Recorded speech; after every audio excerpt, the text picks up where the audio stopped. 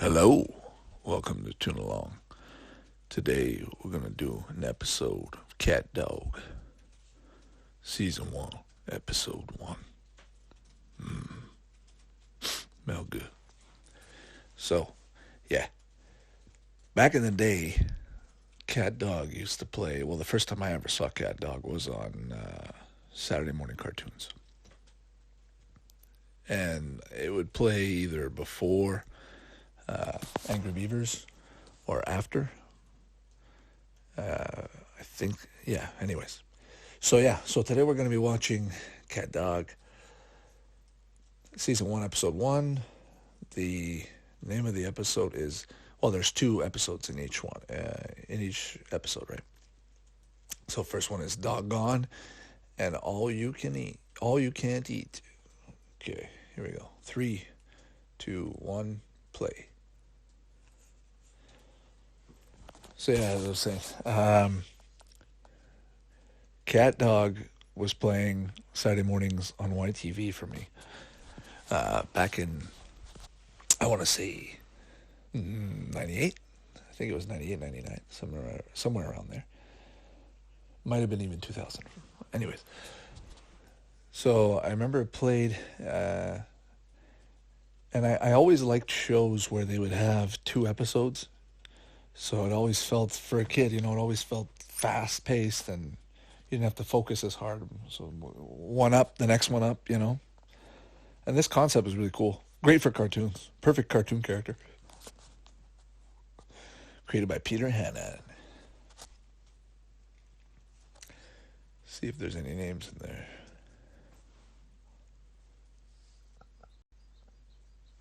Cool mailbox. I'm going to make a mailbox like that. No, I'm not. That house is pretty sweet. Remember there's an episode of Catdog where they make a party. There's a huge party in the house.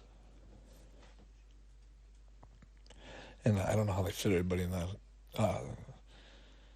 Still a cool house. But yeah, this show was always wacky and goofy. Loved watching it. See the way he's running away from the house on the side of the mountain. Now he's getting sucked into the tree. Dog's coming out. Where Cat got the bad end of that one. Cat's the brains. Dog's the idiot. And that guy's supposed to be a mouse. The fridge. That's really well drawn. That's really cool. Well, what am I saying? This guy's a pro. This guy's creator Catdog, for Pete's sake. I always thought Catdog and Hey Arnold resembled one another. But Catdog for me always had more detail in the background. Like, look at the fridge. Look how much stuff's in there. Even the side and the back on the shelves. There's a lot of items.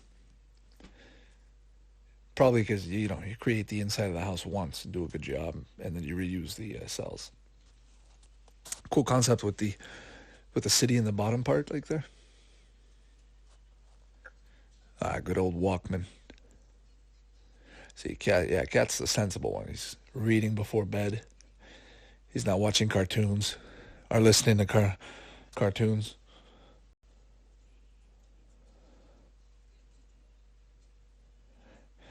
But yeah, Catdog. Dog is basically everyone's childhood, and Cat is the sensible one. So it's like the consciousness, right? You're conscious on your right shoulder, your left shoulder. You got Catdog on either one. Now that's. But the thing is, even Cat, he's too. What's the word? He's too cocky. He acts too smart. That's what it is. But Dog just does his thing, and Cat can't. Like, look, gets hit. He's not even expecting it, so he's not that smart. He acts the part. He sits at the table with his coffee. Tries to be mature. He's kind of like Squidward, but not as dark.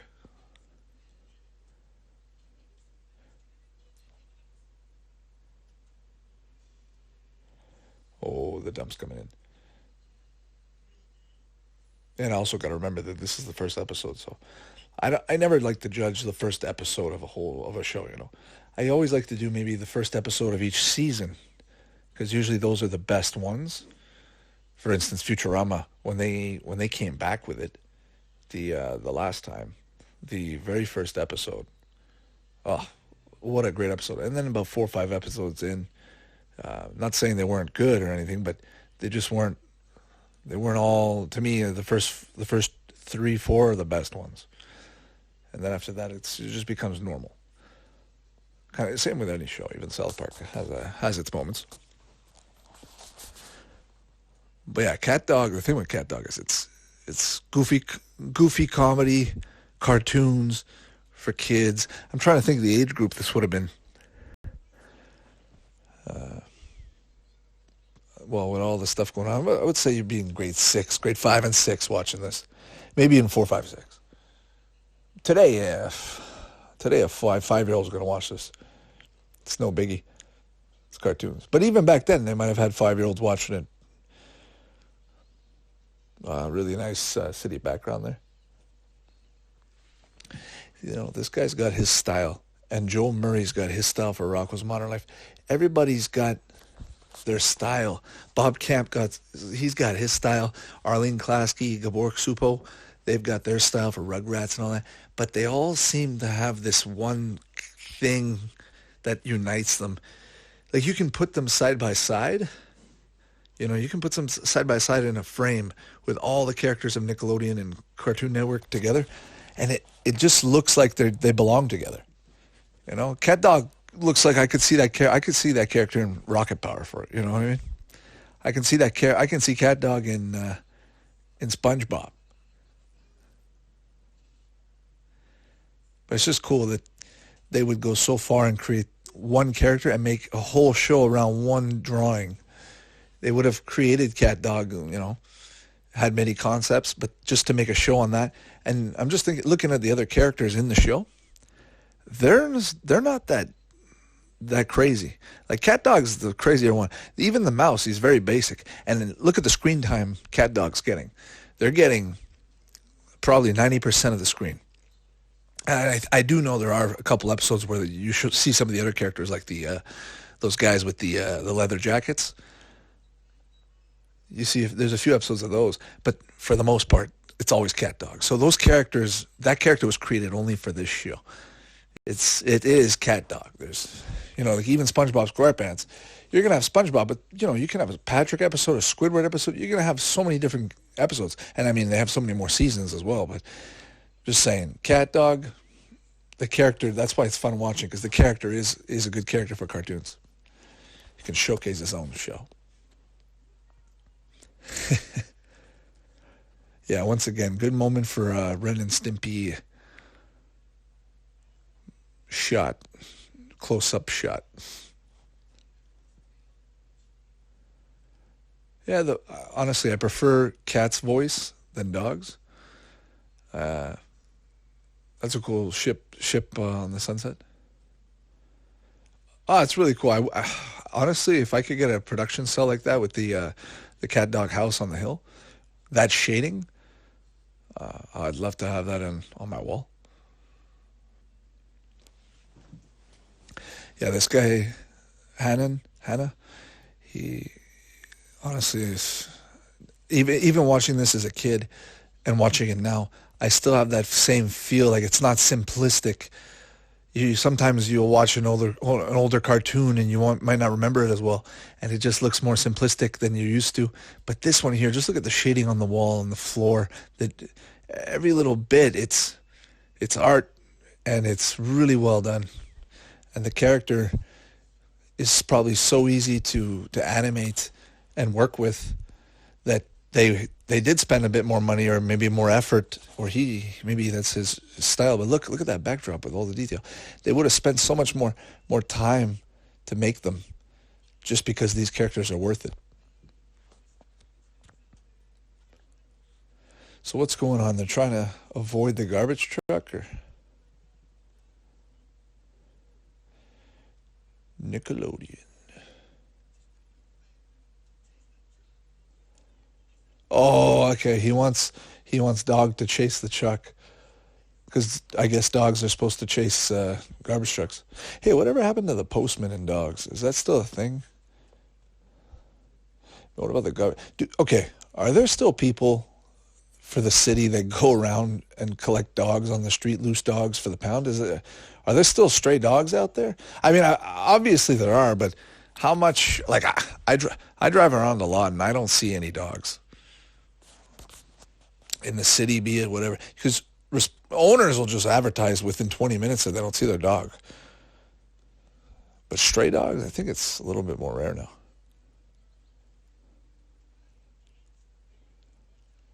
Always the classic couch. Dog side, dog side is all beat up, and cat side is all nice. Or it's literally cats and dogs are the complete opposite. One's a feline, one's a canine. The left hemisphere, the brain, the right hemisphere, whatever you want to call it. That's symbolic. The complete opposite, trying to get along with the 180 of itself. So, perfect characters. And what better way to portray it with a cat and a dog? What other animal are you going to use? Like a zebra and a lion? That would probably be good. Zebras in America with, from Freddy Got Fingered. Zebra in America! I find dogs' nose a little bit big. I'm just over watching this. I don't even know what to look at. I can't even follow the story. Oh, they got bowling balls on their heads. Sausages like that. It's funny. Yeah, for the first episode, a lot of scenery. You got snow. I mean, for them, it's probably not that hard. He's probably such a good artist that he can just create this on a whim, and he's worked these characters so much that who knows? Maybe he did the comics before, or animation strips, and then he already had it all planned out what he was going to do with the character. If I had to guess, because this is gold. And back then, during the days of Rugrats and Doug, Ren and Stimpy, all the directors, all the creators had almost the ultimate freedom. The only thing that was restricting them was obviously regular law, But I mean, the stories were wicked. You couldn't do that today. Anyways, next episode, all you can eat, all you can't eat. All right, this one, let's pay attention on the episode. Let's see what's happening. Clown Burger, House of Lard. Once again, really, really cool. Taco Depot. Oh, that's a cool taco character. Taco with eyes. Oh, I remember the mayor. He's the rabbit mayor. That's a good character. Actually, I take that back. That is definitely a good character. Standout character. Dunglap. Vote for Mayor Dunglap. Wait. He's not a mayor. What am I talking about? He's a manager at a taco restaurant. Why was I thinking he was the mayor? Wasn't he?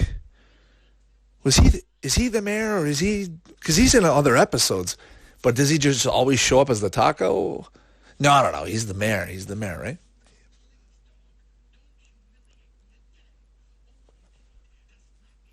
Yeah, the voice of Cat, I feel like it's the same voice of Pete from the Disney cartoons, like the Goof Troops.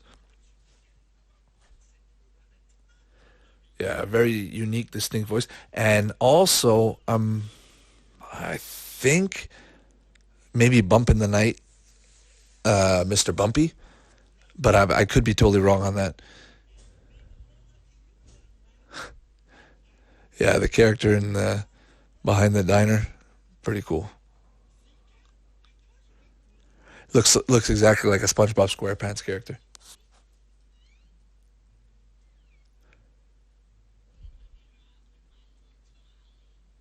Hey, my little tamale, come here often. Ha, that's a pretty cool snack bar there. Taco, burrito. No, it's a burrito bar. You build your own burrito. Oh, that's so cool. That's such a cool idea. They probably have that, but I've never seen it. Imagine you go to a restaurant, you go inside, they have a station where you can put the burrito, put whatever you want. Literally do whatever you want. You want to put pasta in your burrito? They just give you the ingredients, and you figure it out. You do what you want. It's like a buffet, but with like 50 to 100 items. But all the items you can combine and make any meal you want. You want Chinese, you want Italian, you want Greek. You choose what you want. You want house of lard?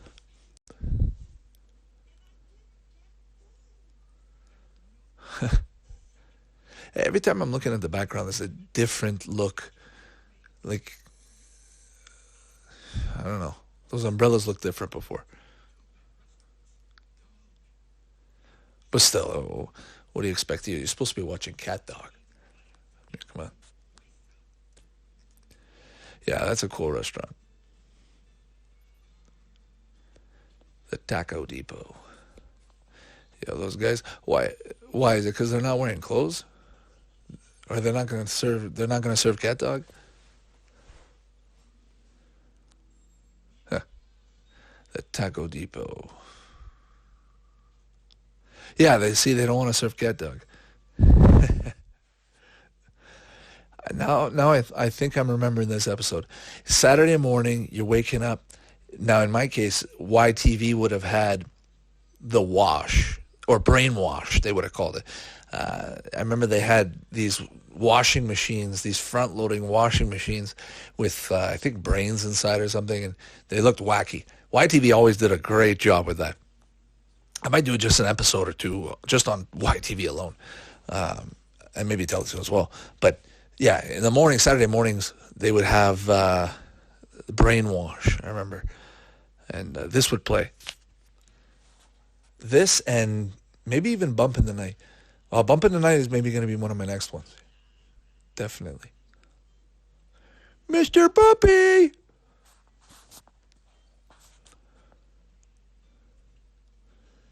The taco volcano. Good idea. Put some chili in there. It's always, it's continuously mixing it. The taco volcano. They've got a great idea for a restaurant. Oh, cat dog toss.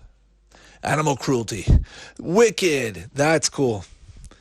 I want to pause that frame of the restaurant and just look at the detail. That was really cool. I hope they show it again. If you didn't see, you definitely got to check it out. Pause it and just appreciate it. Compare it to the rest of Catdog, and you'll just see how much that stands out. I'm thinking of maybe making a little top 10 of each series on the best sells or the best frames.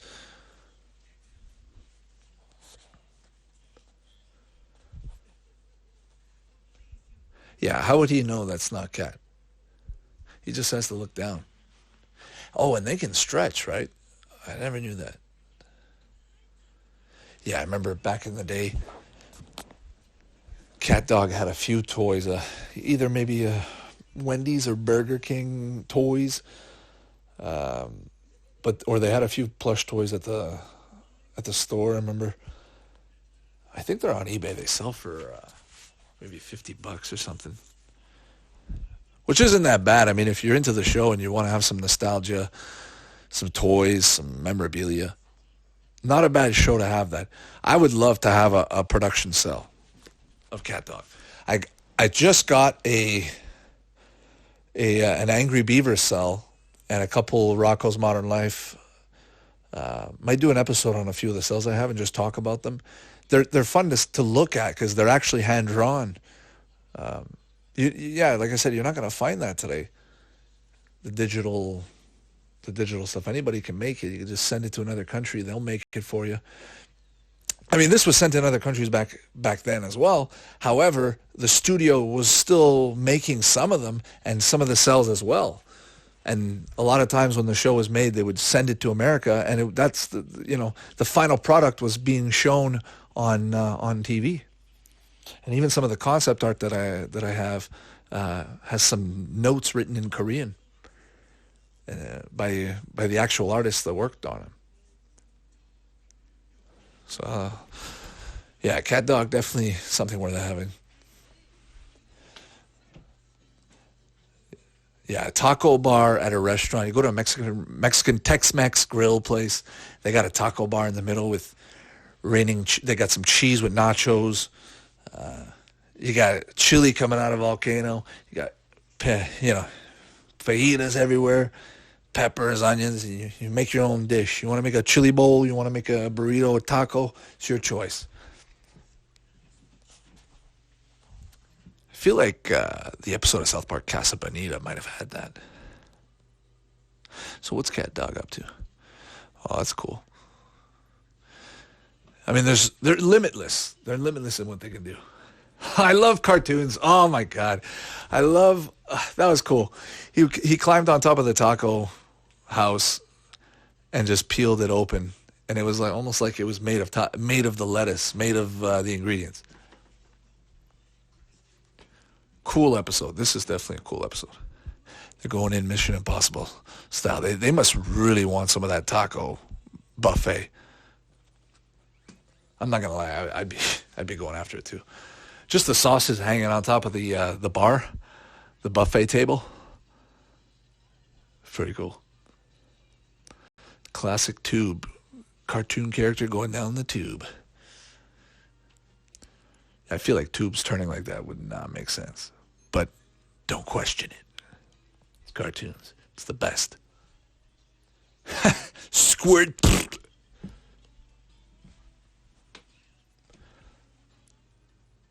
I don't know. I feel like if making a video game is like easy as imagining it in your mind, I would definitely go back and if I could, I would recreate some of these places. Like I would just recreate this restaurant in a video game and make it actually look exactly like that inside. I mean, you can do that. They have SpongeBob games and all that look like that. But if obviously no one's going to make it, and not to this detail, I would make it exactly like this. Without a miss. Even the reboot diner. Hey, knock it off! Oh, look at those chili lights in the back. I don't know why, I just had a flashback of Earthworm Jim looking at that wall. Oh, yes! That taco looks like a Rocko's Modern Life character. This is awesome. That taco is my new favorite character from the show. I don't care about Catdog. This taco is my new favorite. Look at his eyes. He's got bloodshot eyes like he has rabies. It's the dirty taco. That's exactly what I would do. Oh God! I'm sure they'd have to have good toilets at a buffet restaurant like this. Let me tell you, they'd need one. Yeah, this is a good episode. Episode 1, Season 1 of Catdog, not a disappointment. Truly enjoying it. This is great. The Taco Depot. Yeah, that's my new background. Well, that's it. Peter Hannon. Yeah. Oh, Tom Kenny. Tom Kenny's the voice of the dog. I'm sure I knew that, but I wasn't really listening, so I didn't really catch the voice, but I saw it in the credits. So yeah, that's it. That was episode 1, season 1, Catdog. Let me know what you thought. Put some comments in the comment section. Subscribe if you can. Maybe give me a recommendation of what you'd like to see next. You can go to Twitter. You can go to Facebook. I'm going to be uploading this on iTunes as well as Spotify as a podcast. I'm just going to keep it going, keep improving, keep moving forward. And there's so many cartoons out there. I just want to keep watching. I might change the system up a little bit so that maybe I can start listening to it, get some equipment for that. So, yeah, stay tuned. And thank you for tuning along if you did. And have a good one.